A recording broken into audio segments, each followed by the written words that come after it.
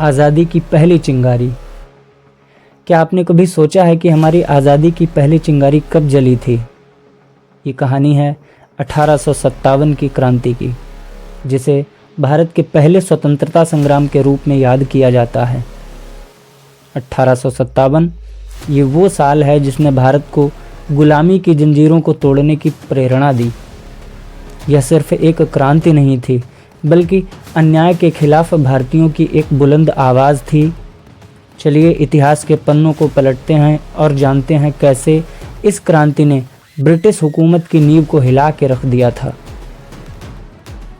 भारत में अंग्रेज़ों का प्रवेश, व्यापारिक गतिविधियां और उनके द्वारा किया गया हमारा शोषण, ये सब कुछ 1600 के दशक में प्रारंभ हुआ था, जब ईस्ट इंडिया कंपनी भारत आई। व्यापार के बहाने धीरे धीरे उन्होंने पूरे देश पर कब्जा कर लिया। किसानों से भारी कर वसूला गया, शासकों से उनकी सत्ता छीन ली गई।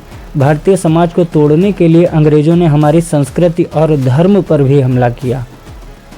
इन नीतियों ने लोगों के दिलों में गुस्सा और असंतोष का बीज बो दिया।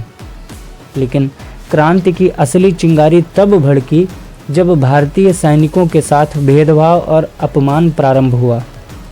1857 की क्रांति की शुरुआत बैरकपुर से हुई, जहां मंगल पांडे नामक एक बहादुर सिपाही ने अंग्रेज़ों के खिलाफ बगावत की।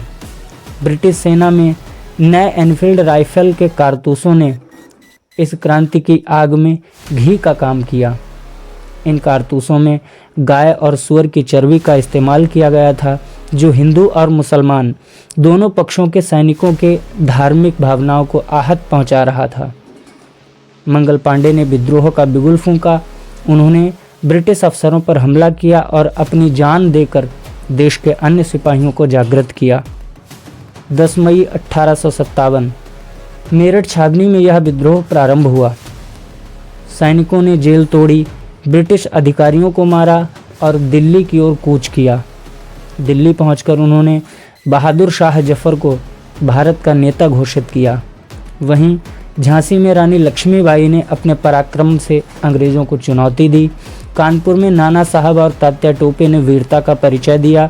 अवध में बेगम हजरत महल ने अपनी सेना के साथ अंग्रेज़ों को कड़ी टक्कर दी।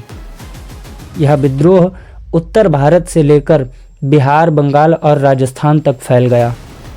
हर कोने में ब्रिटिश साम्राज्य की नींव हिल चुकी थी। क्रांति का हर कदम बलिदान और वीरता की गवाही देता है। झांसी की रानी लक्ष्मीबाई ने अपनी अंतिम सांस तक लड़ाई लड़ी।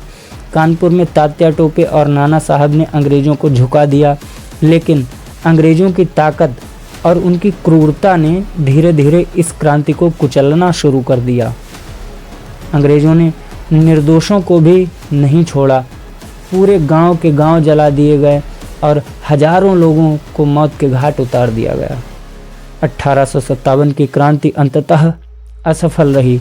बहादुर शाह जफर को गिरफ्तार कर रंगून भेज दिया गया। झांसी की रानी वीरगति को प्राप्त हुई और क्रांति धीरे धीरे शांत हो गई। लेकिन वही सवाल उठता है कि क्या यह असफल क्रांति रही? नहीं, यह क्रांति भारत के स्वतंत्रता संग्राम की नींव बन गई। इसने भारतीयों के दिलों में यह विश्वास जगा दिया कि अगर हम एकजुट हों तो ब्रिटिश साम्राज्य को हरा सकते हैं। 1857 की क्रांति भले ही असफल रही, लेकिन इसने स्वतंत्रता संग्राम का मार्ग प्रशस्त कर दिया। इसने भारतीयों को एकजुट होने का महत्व सिखाया। 20वीं सदी के स्वतंत्रता संग्राम के नायकों ने इस क्रांति से प्रेरणा ली। यह क्रांति सिर्फ इतिहास ही नहीं, बल्कि आज भी हमें प्रेरित करती है। 1857 की क्रांति के नायकों और बलिदानियों को हमारा नमन है। यह उनकी कुर्बानी, उनका त्याग ही है जो आज हमें आज़ाद भारत का सपना देखने का हौसला प्रदान करती है। अगर आपको यह कहानी प्रेरणादायक लगी हो तो इस वीडियो को लाइक करें, अपने दोस्तों के साथ शेयर करें और हमारे चैनल को सब्सक्राइब करें। भारत माता की जय।